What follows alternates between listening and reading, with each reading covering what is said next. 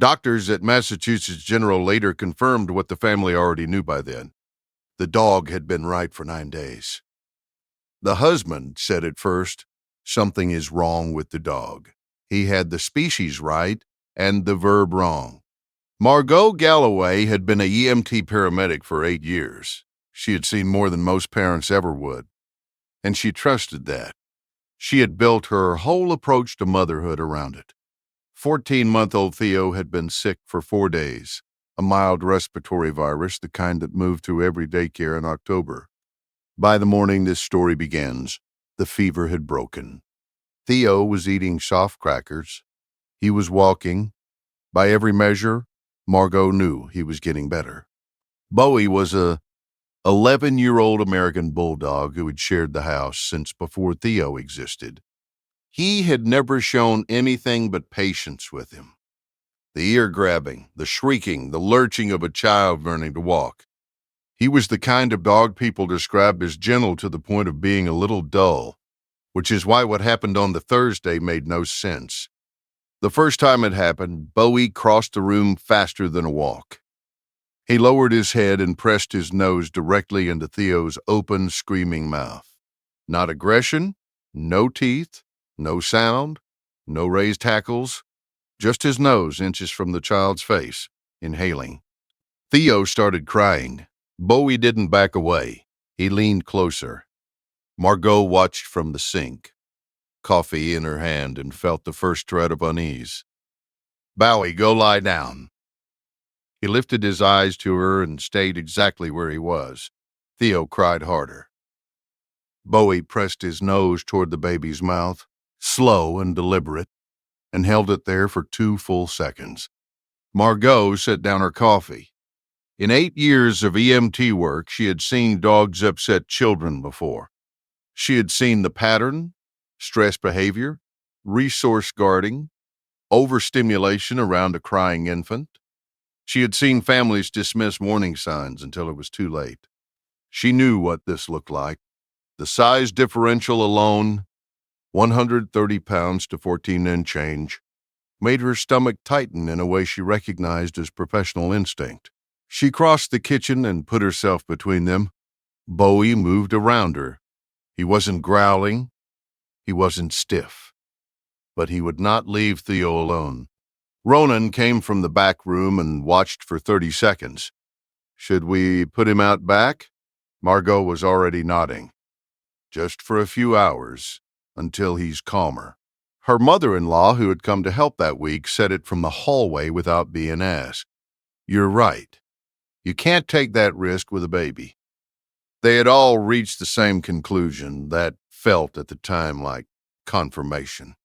The back door clicked shut. Theo stopped crying almost immediately, which felt like proof. Margot picked him up and held him, and felt the quiet of a problem solved. Theo fell asleep against her shoulder, and Margot put him down in the nursery. She went to fold laundry in the next room, the monitor on the counter beside her. Bowie was scratching at the back door within 10 minutes. Not barking, scratching, a continuous, focused, rhythmic scraping that didn't stop. These stories matter, and we tell them carefully. Subscribe to follow where this channel is going. Ronan let him in. He went directly to the living room doorway, positioned himself at the threshold, and would not move.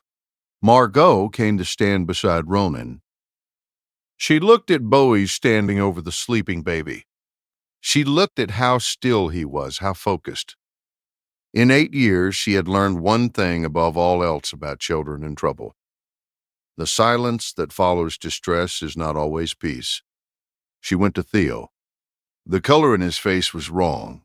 Not dramatically, not the gray she knew to fear, but off.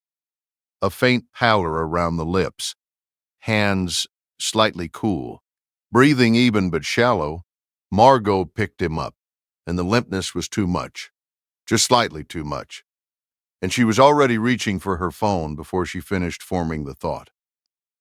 The pediatric specialist, Dr. Margaret Hayward at Boston Children's, walked them through the test results in the same calm voice 11 years of this work had given her.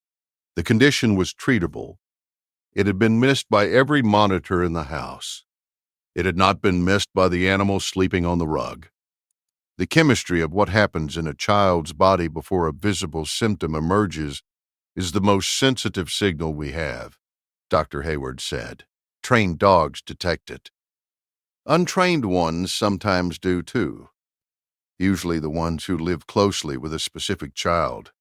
Yours did. Another 2 hours and we would be having a very different conversation. Tell us about the moment your pet protected your family in a way you didn't understand at the time. The comments here are a record of these moments. The mother sat with that for a long time, the face pressed to Theo's mouth each morning. Not aggression, breath detection. The refusal to leave after every correction. Not defiance, an alarm that couldn't turn itself off. The scratch at the back door. Not impatience, the sound of him trying to get back to his post. The vigil at the threshold. Perfectly still over the sleeping child. Not dominance. Medical surveillance. He had been reading what she couldn't see since the moment Theo woke up. He had been right for hours. He had been right for days. The only thing he had not been able to do was tell her in a language she would have understood the first time. These stories belong to families who almost lost everything. If you want more, subscribe. We are not running out of them. They drove home in the dark. Theo was stable, drowsy, wrapped in a hospital blanket. Ronan carried him inside. Margot opened the back door. Bowie came in without drama. He walked to where Ronan had set Theo down and lay close beside him, the full length of his body against his side. He did not perform relief. He did not announce his return. He went back to the post he had been pulled away from. He put his chin on his paws. He watched. The next story will ask a different question. What does a cat know about a newborn that nobody else does? Margot sat on the floor across from them. She didn't reach for her phone. She didn't move to the kitchen. She watched a slow rise and fall of her daughter's chest, and the dog's chin resting level on the floorboards, his eyes still open, still watching the way they had been watching all day. She thought about that for a long time afterward. The dog had been doing the job the entire time. He had been doing it for hours before she was awake. He had been doing it for the 4 days the child had been sick. He had been doing it the way every animal in every house has been doing it for as long as there have been animals in houses, which is to say, longer than the family had been alive, longer than the breed had been recognized, longer than the country the house stood in had been on a map. The dog did not know it was extraordinary. The dog knew it was Tuesday. The husband sat on the floor across from them. He did not speak for a long while. When he finally said something, it was not about the dog, and it was not about the doctor. It was about himself. He said he was sorry. He said it once. He did not explain. The dog watched him with the kind of attention that has no human equivalent. The attention of an animal who has finished his job and is waiting to see if the humans understand what the job was. They did not, fully. They never would. But they understood enough to keep him in the house. They understood enough to never raise the question again. Later, when the child was old enough to ask questions about the photo on the refrigerator, the one of the dog asleep at the foot of the crib, the mother would tell a version of the story. She would leave out the worst parts. She would leave in the part about the dog. The child would learn the dog's name before her own. The child would learn what loyalty looked like before she learned what danger was. That order of learning matters more than any household in the country knows. The doctor's voice on the phone the next week was the same calm voice it had been at the hospital. The follow-up numbers were normal. The follow-up scans were clean. The medication was working.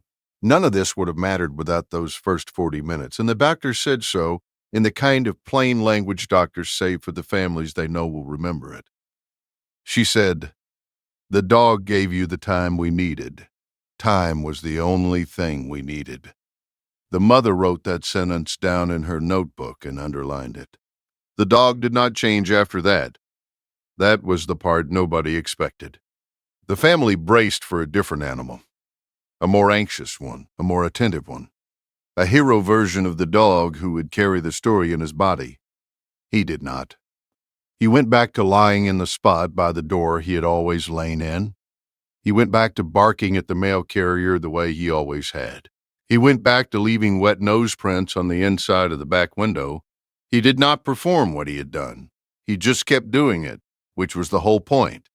The fire marshal called 2 weeks later with the final report. The carbon monoxide reading had been at the level that produces unconsciousness within 90 minutes of sustained exposure.